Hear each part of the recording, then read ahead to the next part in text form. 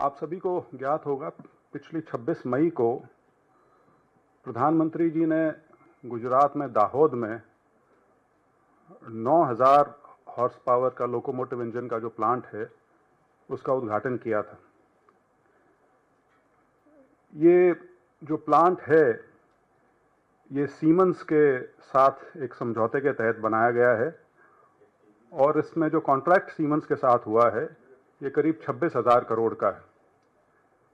उसको dollar terms में कहें तो 3.2 बिलियन डॉलर्स का, और इसकी मियाद करीब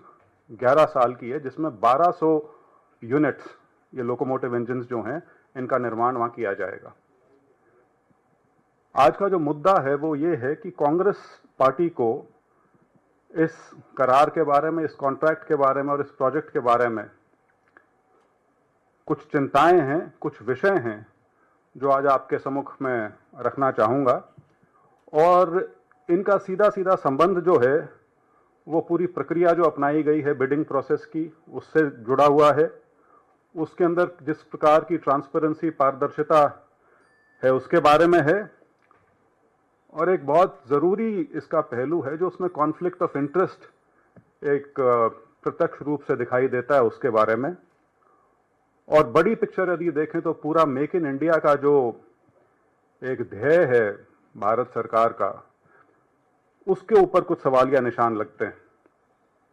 इसका मैं थोड़ा सा विस्तार से आपको यदि बताऊं, दिसंबर 2022 में भारत सरकार द्वारा एक विज्ञप्ति के माध्यम से बताया गया था कि 26,000 करोड़ का लेटर ऑफ अवार्ड सीमेंस के साथ हुआ है, जो इसमें टेक्नोलॉजिकल पार्टनर होंगे,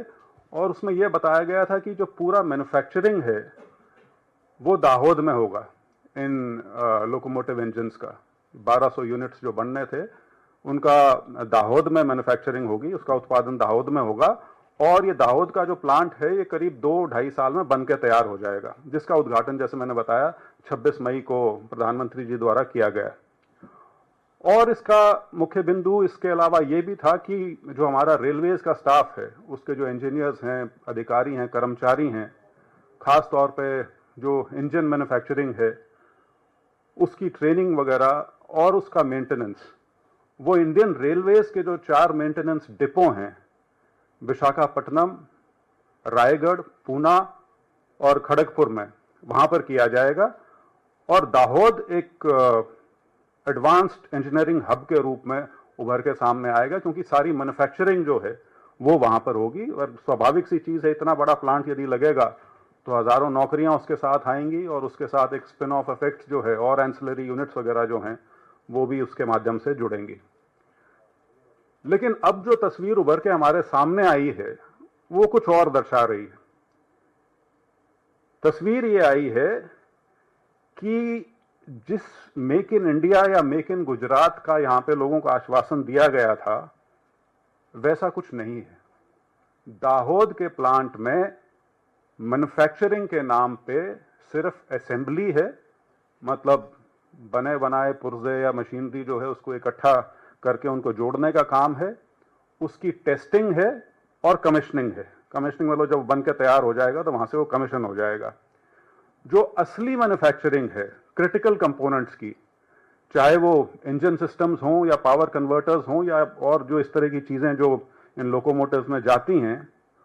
वो सारी की सारी सीमेंस के जो अपने प्लांट हैं, ये प्लांट उनका नासिक में है, औरंगाबाद में है और बॉम्बे में है, मुंबई में। ये सारी मैन्युफैक्चरिंग ऑफ क्रिटिकल पार्ट्स जो है वो सीमेंस के अपने मैन्युफैक्चरिंग यूनिट्स में होंगी, उनकी अपनी फैक्ट्रीज में होंगी। तो जो हमारे रेलवेज के इंजीनियर्स को जो ट्रेनिंग दी जानी थी इंजन मैन्युफैक्चरिंग के अंदर, जो इनको इन्वॉल्व किया जाना था, वो अब किस हिसाब से होगा या नहीं होगा उसके ऊपर भी एक पूरा सवालिया निशान इस माध्यम से लग जाता है।